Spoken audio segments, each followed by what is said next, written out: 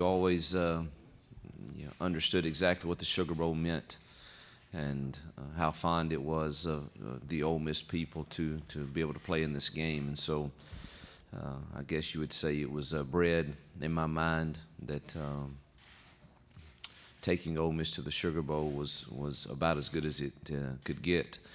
Obviously, some of the things have changed with the new formats of playoffs and things, but nonetheless, the Sugar Bowl still in many Rebels' minds, including mine, is one of the pinnacles of coaching in the Southeastern Conference. And to be able to represent our great university in the first ever Champions Bowl in the New Year's Six is something that I'll really never forget. So we're honored to be here to represent our university and are thankful to the good people of Allstate and the Sugar Bowl committee who has done just an absolute phenomenal job in hosting our teams. And we're anxiously awaiting kickoff. It's time for that. We've had a good time, but as the festivities continue to build with the Rebels coming into town, we're hopefully can keep our kids focused on the task in hand, and that is winning the Sugar Bowl. Thank you, Coach. We'll go ahead and open it for questions. We do have a couple of floor mics. Let's start on the right side on the aisle. Parrish Alford, Tupelo, Mississippi. Hugh, earlier in the week, Evan Ingram talked about his desire to manage downtime responsibly. Can you talk a little bit about how that's gone for all your players this week? And as a coach, what do you think about? How do you instruct them during a bowl week on those types of things? Well, you guys, if you really knew the amount of time that coaching staffs put into begging your kids to make choices that are reflective of your core values and also that represent your teammates and prove that you're being accountable to them, we never cease to try to educate them in regards to those decisions. I'm like any other coach. You have, when you're an 18-year-old kid, I was 18 one time, and there are a lot of decisions that you could make that probably felt right at the time, but you weren't thinking clearly. We've been fortunate this week. We've had very, very few incidents. I've laid my expectations out very, very clear to our team of the reason to be here, that they would not get this opportunity. You'll have an opportunity to come back to New Orleans and enjoy yourself, for a good part of your life if you choose.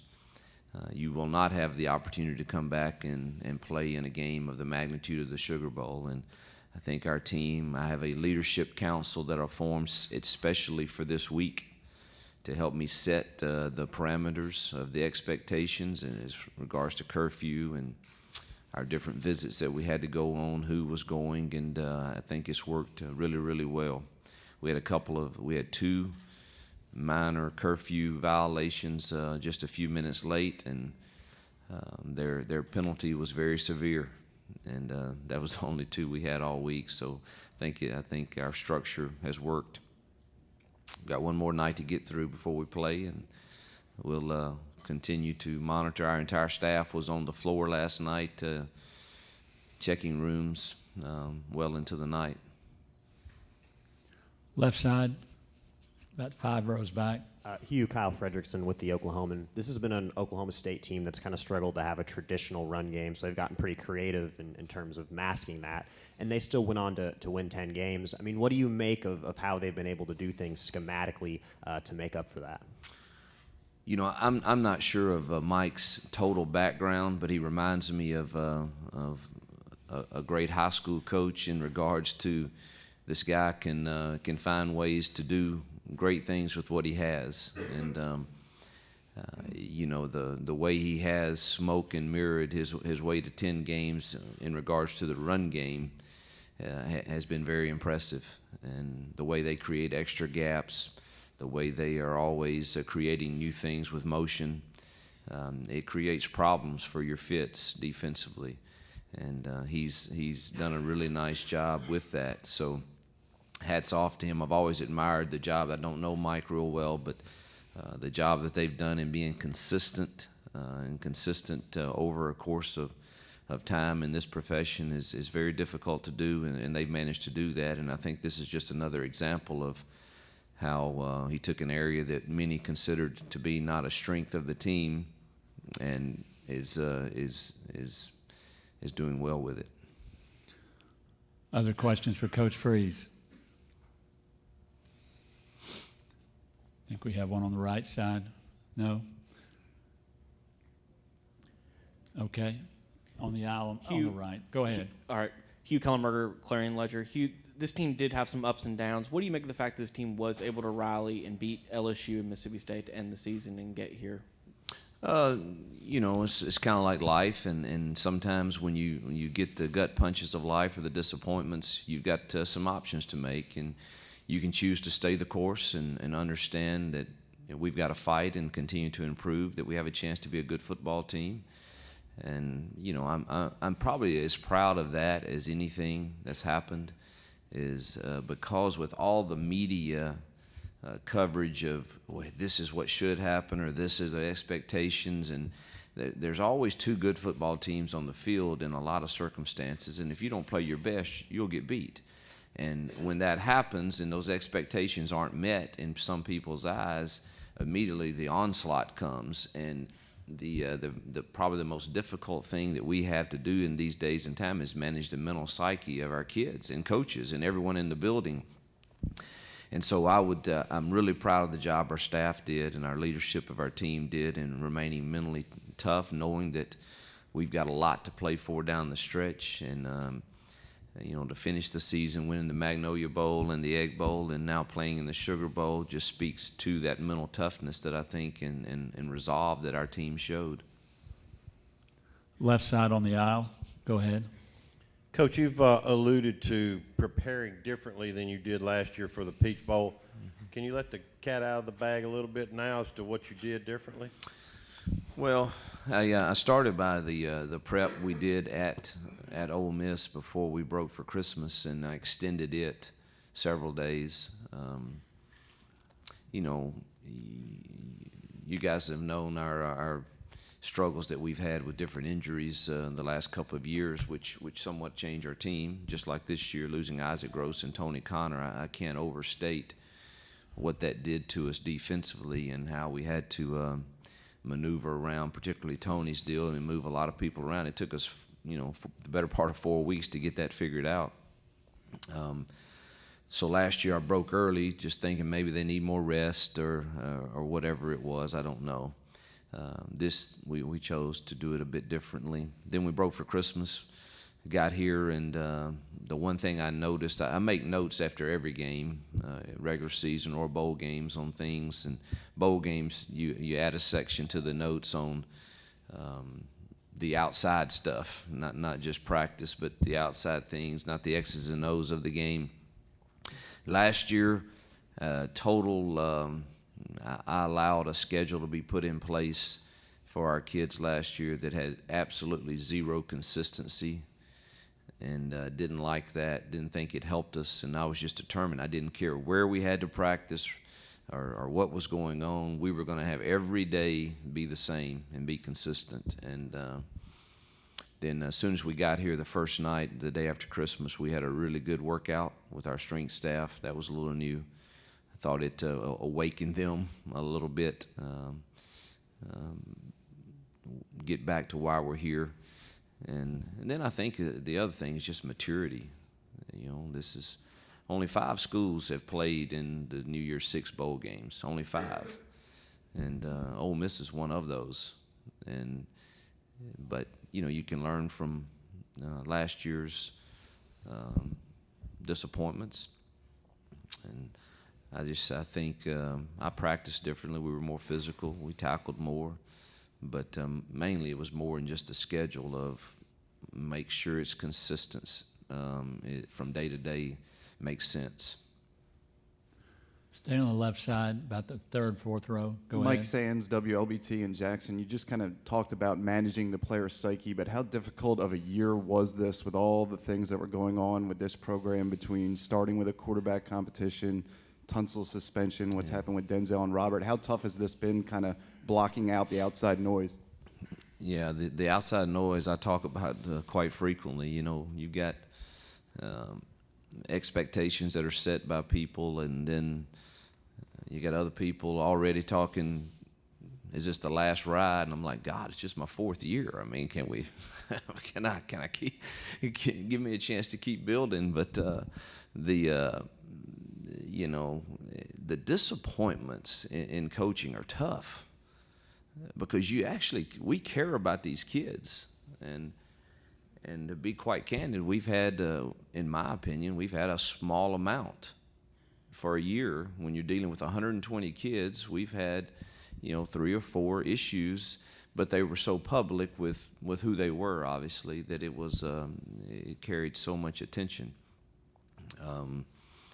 You know, Laramie's deal was difficult to take, because that was hard on me, because I didn't know, I wasn't privy to everything that was going on, and so, you know, you couldn't really answer when one of your team members would ask you. But fortunately, we got that wound up. And then I want to say this about Laramie Tunsil, which I think speaks volumes for him, is all the outside noise in his head at that moment, when he had set so many games, was saying, man, just go on and go. You know, you don't, why do you want to play? And I really came to a new appreciation of him as a person when he said, no, I owe it to my team and to play. And then it's very hard. My wife has to remind me all the time to celebrate the victories that we have, because you can easily, when you have, you know, 2 of your kids that make choices or are dealing with issues that are hurtful, you know, you obviously as a coach feel like you failed in some way, that you didn't get it. But we also, you know, I need to look at the other 100 of them that are doing it right, that are progressing toward graduation and making good choices. And so that's probably, I guess, how I find some sanity in when the noise is coming about the few that you do have. And it's everywhere, as you see. I mean, every team has to deal with it, because we're dealing with young men, and there are around a lot of things that can immediately be negative to them, and it will be, you know, all over the media. But it had we had our down times, of course, but we've celebrated a lot of fun times too, and to end up here at the Sugar Bowl is a tremendous reward. Staying on the left side. Hugh, Kyle Frederickson with the Oklahoman. What's been the biggest challenge in preparing for OSU's quarterback situation, being that they'll probably use 2 guys, and at this point it's unclear who's going to start? Yeah, the great thing about it is we had time. You know, we've been able to get 14 practices in, and when, you know, if you just have 3 practices like a given week for 2 different type deals, it makes it much more difficult. But having, you know, the extra time, you really, that should not be an excuse after the game. If we get beat, it should not be because we didn't prepare for 2 different quarterbacks, because we've had the time to do that, and that's made it much more manageable. Left side, go ahead. Ben Garrett, the Ole Miss Spirit. Hugh, you mentioned the leadership council. Who was on that, and you know, what went about picking those guys? C.J. Johnson, Trey Elston, Mike Hilton, Evan Ingram, and Justin Bell. We sat down before we ever left Ole Miss and went through the entire itinerary. You know, who's going to go to the hospital, who's going to go to the FCA breakfast, because if you really, the bowls do such a good job, but there's a lot of things going on, and if you're not careful, if everybody's having to do every single thing and go to every single event, all of a sudden you've got a tired football team that mentally is not locked in when it comes time for meetings and practice, which is the priority. All these other things are very good, and we want to participate, and I think our kids did a phenomenal job. The hospital visit was incredible. I was part of that crew to witness our kids doing that. The FCA breakfast was awesome. The events that they have had at night have been well run, well managed, but then those guys set the curfew. I really let them do it. But once we did it, I said, this is it now, and here's going to be the structure that we're going to go by if someone chooses to go against what we've set in place. We've met daily since we've been here, just to go over the next day and to hear if there's anything going on with with our team that I need to know about. And I think that's been very helpful to me as a coach to kind of see things from their perspective, and then also for them to see it from my perspective, to be able to be a voice for me, in those small circles that tend to happen in teams. Other questions for Coach Freeze? Front row on the left side. Hugh, Daniel with the Daniel. Clarion Ledger. Hugh, just how y'all still made it to the Sugar Bowl, but how difficult was it to kind of piece things together without having the big four on the field, at the same time all year? Yeah, that's a good point. A lot of people don't. They talk about we had those 4 guys that signed in 2013, which they were very talented players, but there are other good ones in that too. You can't win the game with just four people, and I think I would love to see the amount of time those 4 were on the field at the same time. I don't think it's. I think you'd be shocked how many times we didn't have Tunsil and Rob and Laramie and Laquan and Connor on the field at the same time, particularly this year. I mean, we lost Connor after week 3, I know, and of course Laramie in his 7 games, and then Rob missed a couple. Laquan's been pretty consistent this year, but I think it speaks for the volume we're doing in recruiting. Here we sat today, second best record in the SEC, and we did it with other people too, and I expect that to continue with us, the way we're hopefully going to recruit and continue to build our program. There's an expectation now that we should be competitive and relevant in the SEC West, and I think you pointing out that we didn't have those a large majority of the time, those 4 weren't always on the field. I think it says what I've been trying to say, is that we're doing okay with some other kids too. We have time for one more if there is one out there. We'll take it on the right side on the aisle. Hugh, when you mentioned recruiting, with that 2013 class, you talked a lot about natural ends that helped you and the staff with some of those high-profile guys. With this class that you have coming in that is still ranked very high, is it about natural ends, or has that changed? How have you guys been able to build relationships with the class you're recruiting now? No, it has totally changed. The Ole Miss brand has come so far. I will forever be indebted to the Robert Kimdichis and Laquan Treadwells and Laramie Tunsils, and the other kids too that have done a remarkable job. All the kids that choose to come with you, you're indebted to. But that kind of was an eye-opener, I think, to some of the nation's best players. And then to have success on the field, to be in 2 consecutive New Year's Six games. The Ole Miss brand has just grown. We're in homes now. I mean, if you follow recruiting, you see that many of the top players in the nation are listing us as, one of their finalists. And that's the way you continue to build. And our coaches do a really nice job of building relationships. I think we work as hard as any staff in America at recruiting. And we have a university that is easy to sell once you get them on campus. And, but without some of that happened, it would still be more difficult.